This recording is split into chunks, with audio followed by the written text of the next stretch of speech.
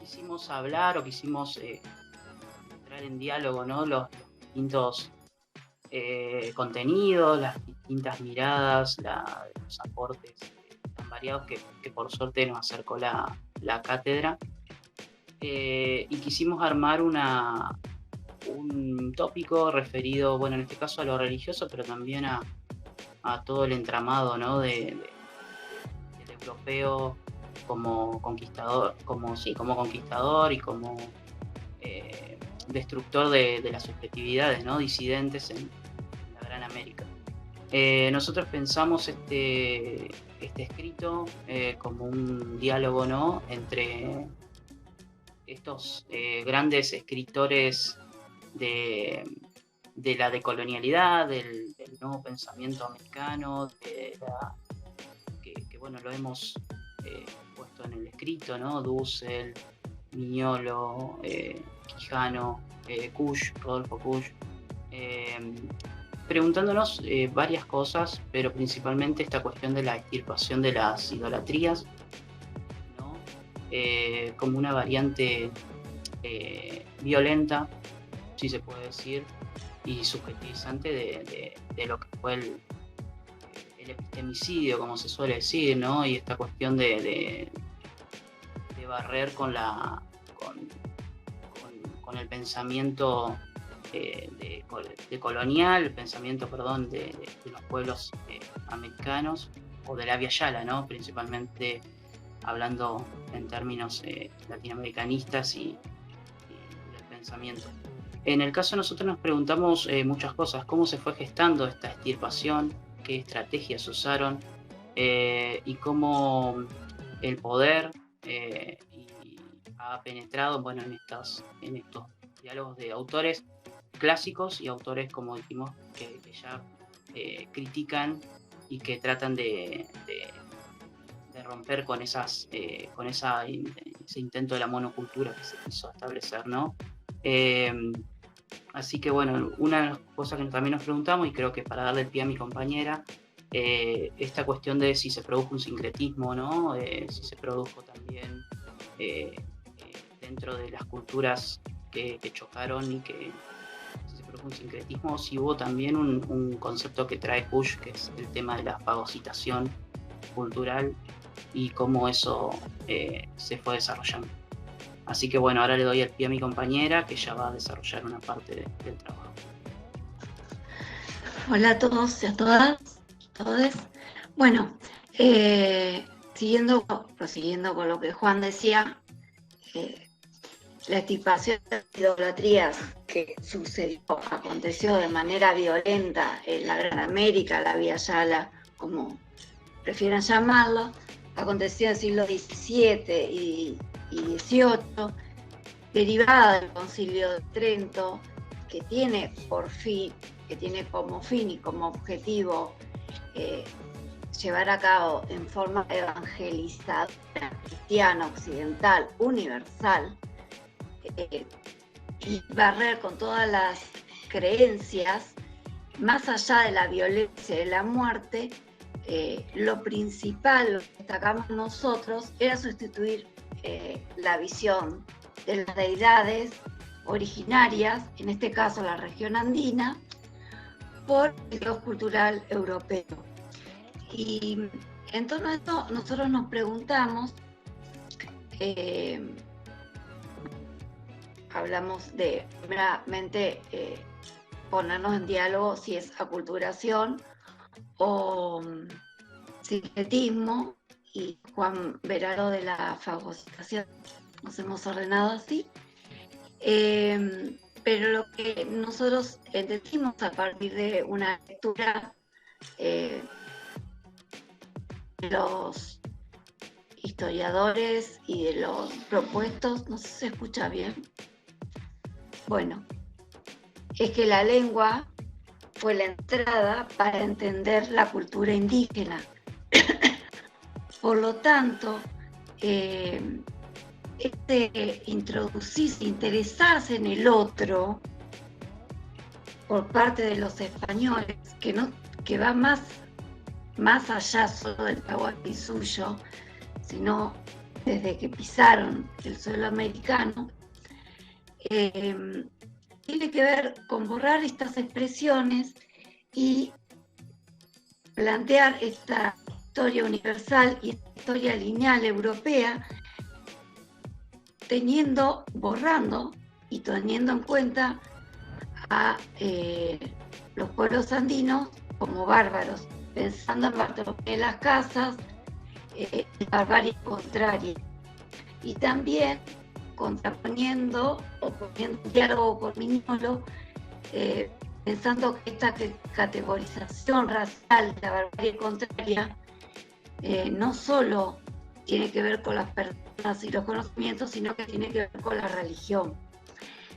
Entonces lo que nosotros pensamos y nos pareció muy interesante es cómo tuvieron que construir, reconstruir, tomar desde orígenes bíblicos el concepto de idolatría, de lo que era un ídolo, y de alguna manera, dice Grusinki, llevarlo a las huacas, no como representación, sino como la realidad misma.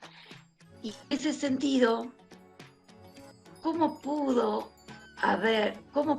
haber los europeos descolonizado o no, la pregunta, esa realidad, que si bien las vacas, la creación, en la condición andina, las vacas no solo representan al ídolo llamado por el europeo, sino puede ser una montaña, una tierra, un lugar por donde emerge cualquier criatura, ya sea humana o una deidad. Entonces, lo que nosotros decimos es que en consonancia con Grusinki, es que la religión como sistema cultural y por lo tanto la lucha contra la extirpación de estas idolatrías forma parte de la colonialidad del poder, como habla Quijano, ¿no? Mayoritariamente nosotros prestamos atención a la subjetividad, no solo al control de la autoridad colectiva, al trabajo, al humano y al sexo, sino si en algún punto esta subjetividad se le fue arrancada de cuajo o no.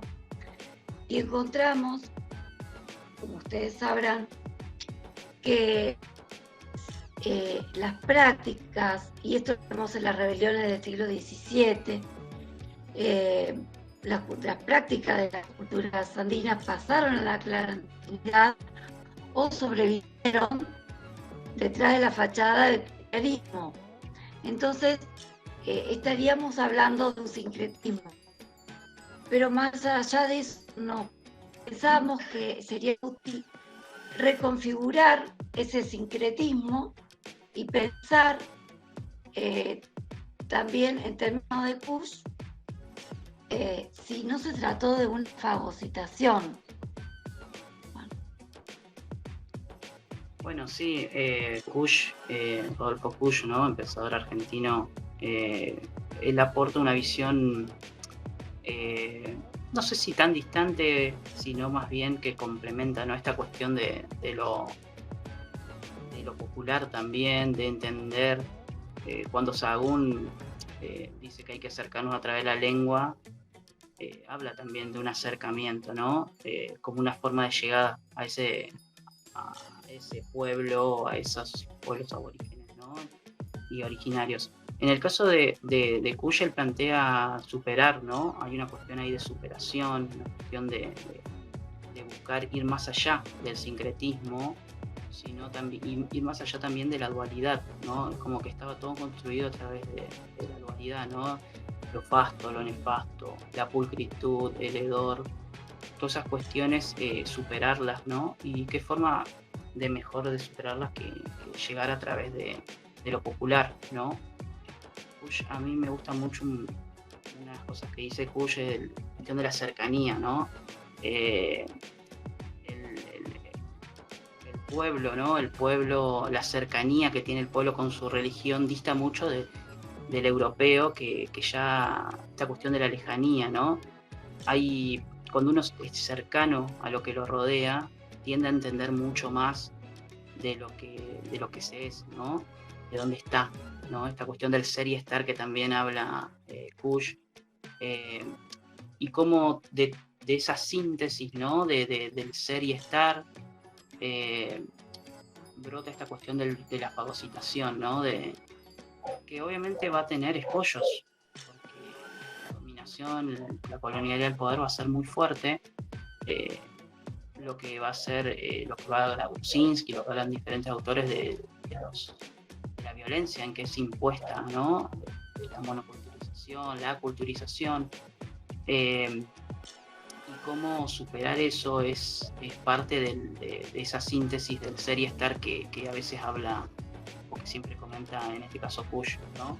Esta cuestión de la cercanía, de lo popular, en contraposición a lo lejano, a la trascendencia, eh, decanta en esta cuestión de la fagocitación, que al fin y al cabo termina produciéndose en el sentido de que como el sincretismo en el caso de no se puede dar del todo, principalmente por esta cuestión de la camuflación, el camuflaje, perdón, la cuestión de la fagocitación termina siendo en términos kushianos también una forma de resistencia, ¿no? Que encuentran los pueblos. Así que él lo que hace es también en cuestión del hedor, ¿no? El hedor y la pulcritud, ¿no? La pulcritud tan europea, de mantener escondida, o tratar de ser, ¿no? Esta cuestión del ser.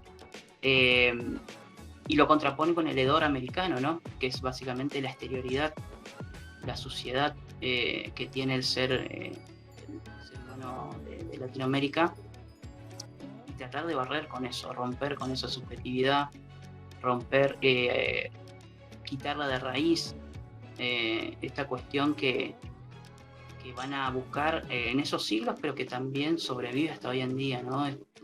Nosotros de hecho en el trabajo lo ponemos eso también. Y todo este proceso que nosotros hablamos, obviamente llega a una conclusión, pero que no es una conclusión en términos cerrados, ¿no? Sino que más bien como dijimos, fue poner en tensión, en diálogo, pensar. Nosotros sabemos que no es un trabajo acabado, sino que es más bien un trabajo a seguir profundizándolo. Nosotros cuando hablamos del sincretismo también lo tomamos como una forma de sobrevivir del pueblo, que pudo encontrar de alguna forma sobrevivir ante las persecuciones, ante diferentes formas que encontró el eurocentrismo de dejar su subjetividad dominante, su hegemonía. Nosotros también pensamos que la fagocitación, si bien no se da, en los lugares donde se pudo dar fue parte de que no se pudo romper de todo con el pueblo. Dentro de todo hay algunas cosas que han sobrevivido y que terminaron siendo en este caso una forma de resistencia, ¿no?